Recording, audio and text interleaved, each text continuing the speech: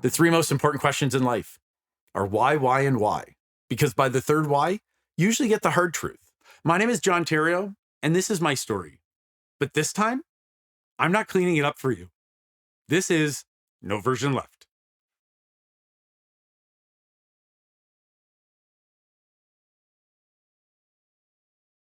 I came home from university at 18 years old. My sister helped me bring everything inside. We carried my stuff upstairs. I unpacked. I was home. A few hours later, I packed a duffel bag and walked out. And the only thing that happened between those two moments was my parents telling me that if I wanted to live there, I had to be straight until I was 25. I was 18. 7 years. 7 years of pretending, of being someone else. 7 years of being allowed to stay, as long as the person staying wasn't actually me. My name is John Terrio, and this is No Version Left. Before I take you back into that room, I need to say something. Because my parents aren't here to tell their side of the story. I loved them. I still love them. And what you're about to hear doesn't change that. This isn't revenge. I'm not trying to make them villains. I'm not putting my dead parents on trial. When my mother was dying, I would have traded my life for hers without hesitation. I would have done the same for my father. But I've learned something doing this podcast. Loving someone doesn't require lying about what happened. And telling the truth about someone hurting you doesn't mean they were a horrible person. Sometimes the person who hurt you is also the person you have died for. And that's what makes some wounds so complicated. And this is one of them. It was 2004. I was 18. And being gay looked very different than it does now. There wasn't an entire world, sitting at your phone showing you that there were other people like you. There wasn't Instagram. There wasn't Grindr. Social media hadn't become what it is now. And I was trying to understand something about myself that I knew was there, but I didn't completely understand it yet. What's interesting is that I didn't grow up thinking gay people were bad. One of my mother's favorite people was her Uncle Merville. He was gay. He was eccentric. He had his own style and personality. There's even this rooster bag of his that my mother kept, looks like a real rooster. And throughout my childhood, I remember being taught some pretty simple things. Be yourself. Don't change because somebody else wants you to. Treat people with respect. Don't judge people. Be true to who you are. I believe those things. I thought those rules applied to everybody, including me. I was about to find out that sometimes people believe in being yourself until the version of you standing in front of them isn't the version they expected. And I'm not going to spend a bunch of time explaining how I knew I was gay. There were experiences, feelings, confusion. There wasn't some dramatic morning where I woke up, stared in the mirror, and suddenly everything made sense. I just knew there was something different, and eventually I understood what it was. After high school, I went to St. Francis Xavier University. I only lasted one semester there. But that semester gave me enough distance from everything that I finally started understanding myself. I was gay. And once I had put the word to it, I told my parents. I remember calling them one night. I said it, I'm gay. And nothing really happened. No screaming, no dramatic hang up, no confrontation. It was uneventful. I hung up thinking the hard part was done. I'd said it, they knew. Okay, moving on. The next day, my parents drove to the university. We spent hours talking. How did I know? What did it mean? What would this mean for my future? I don't remember everything that was said. Almost 22 years later, a lot of those words have disappeared. What I remember is that even after that conversation, though, I still didn't think my world was falling apart. They were my parents. They had questions. We talked. They left. I finished the semester. And eventually I decided that university wasn't for me. So my sister came down after exams. We packed everything into the van and drove back to St. John. I remember getting home that evening, December 14th, 2004, carrying everything upstairs, putting it in my bedroom, and thinking absolutely nothing about it. Because this was my house, my room, my family, my home. Then my parents called me downstairs. Our family room was towards the back side of the house, and I can still picture it. It was just us, my mother, my father, and me. We started talking again about being gay, how I knew, what this meant, what my life might look like. And then the conversation stopped being about understanding me. It became about what they expected from me.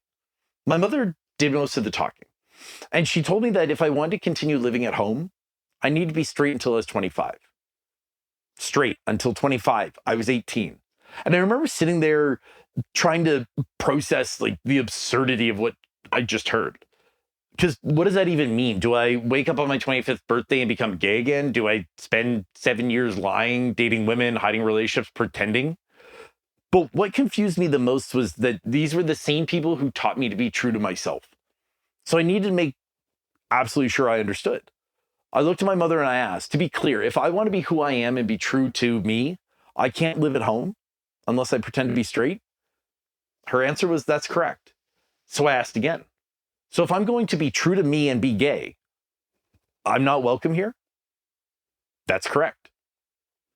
I remember saying, okay then. And that was it. No screaming, no begging, no giant fight. Just okay then. I got up, I went upstairs, I took out a duffel bag, I put some clothes in, whatever other essentials I thought I needed, and then I walked downstairs quietly and out the front door. There are entire conversations from my life that I barely remember, but I remember that walk, the family room towards the back, the stairs towards the front of the house, my bedroom upstairs, the front door is immediately downstairs. I remember the route. 22 years later, I still remember the route.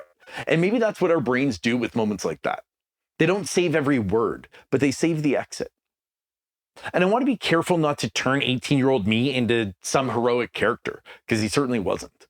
I wasn't walking upstairs thinking, I'm going to stand up for equality. I'm not thinking I'm making a grand political statement. I wasn't thinking this will someday make me stronger. I didn't know any of that. I was an 18-year-old kid with a duffel bag. I didn't know where I was going. I didn't know where I was going to live. I didn't know what happened tomorrow. I just knew that I had been given a choice. There was a version of John who could stay, straight John. And then there was me. Apparently both couldn't live in that house. So I chose me and I walked out. I didn't move home again for about 6 months. During those months, there were conversations. There were times I was told I was tearing the family apart. I was making a terrible decision. I was ruining my life. And there's times where we would meet face to face more than once. The result was basically the same. I wasn't changing and I wasn't going to go home under those conditions. For much of that period, I had very little contact with family or family friends. And eventually, 6 months later, I was allowed to come home. There wasn't some big family reconciliation, no dramatic apology. We didn't gather around a table and unpack everything that had happened. I just moved back. And there seemed to be this understanding that I was going to continue being gay. Whether everyone liked it or not, but was that acceptance? I don't know. At that point, tolerance might be the better word for it. But I was home. I thought maybe that meant we'd gotten through it. What I didn't understand was that you move back into the same bedroom without ever feeling quite the same inside. A few months later, I met a guy at a party. We went on some dates, like actual dates, back in the day where you had to hang out and talk because we were still using T9 texting and typing a fucking paragraph took way too much time. We got to know each other. We started dating and eventually he became my first husband. That's another story. But for this story, something started happening. He came to the house. He met my parents. He became part of my life. And eventually, I thought everything looked fairly normal until it didn't. My sister's boyfriend could be introduced as her boyfriend. Mine could become John's friend. There were situations where my sister's boyfriend could attend something and mine couldn't. Times where mine was treated just differently enough for me to notice. Not enough to create some dramatic scene, but just enough. And those moments, they fucked with me more than I understood. Because they were small enough that I could talk myself out of addressing them. Maybe I'm overreacting. Maybe it doesn't matter. Maybe I should just let this one go. But underneath all of those thoughts was something else. If I say something, what happens? What if I push too hard? What if standing up for myself costs me my home? And suddenly that conversation at 18 wasn't just something that happened 6 months earlier. It was still happening. Only now I was having the conversation inside my own head. That's where the question began. The question I wouldn't understand for years. Who do I have to be allowed to stay? At 18, it meant, who do I need to be able to stay in this house? But slowly it became something else. How much of myself can I show before somebody becomes uncomfortable? How much can I challenge? How much can I say? How much of me is too much? And most importantly, what happens if somebody I love decides the real version of me isn't the version they want? I didn't have words for any of that yet. I just learned to feel it. And then my father got cancer and eventually he passed away. His cancer battle is another episode because it deserves its own story.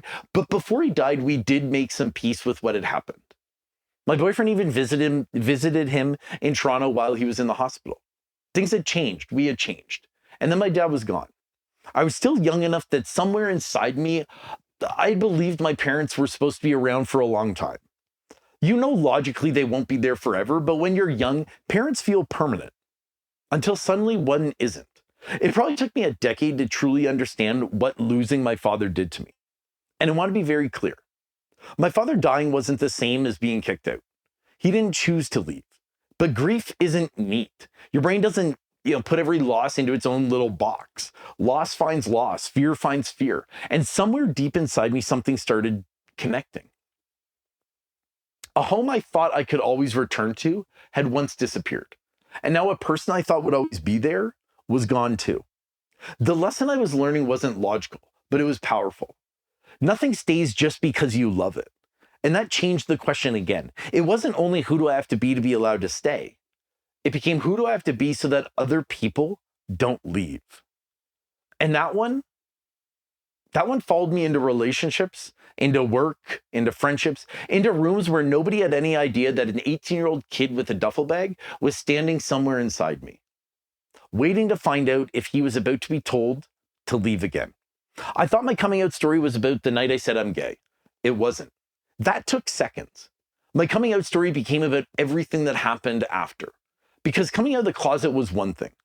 Coming out of the fear that being myself could cost me everything would take much longer. And in part two, the woman who once told me I had to be straight until I was 25 is going to be standing beside me at Pride. And eventually, she'll be dying in a hospital room with a pride flag hanging beside her. People change, relationships change, but sometimes the people who hurt us heal long before the wound they created does. And I still had a question to answer. Who do I have to be allowed to stay? I just didn't realize yet. I've been asking the wrong question. My name is John Terrio, and this is No Version Left.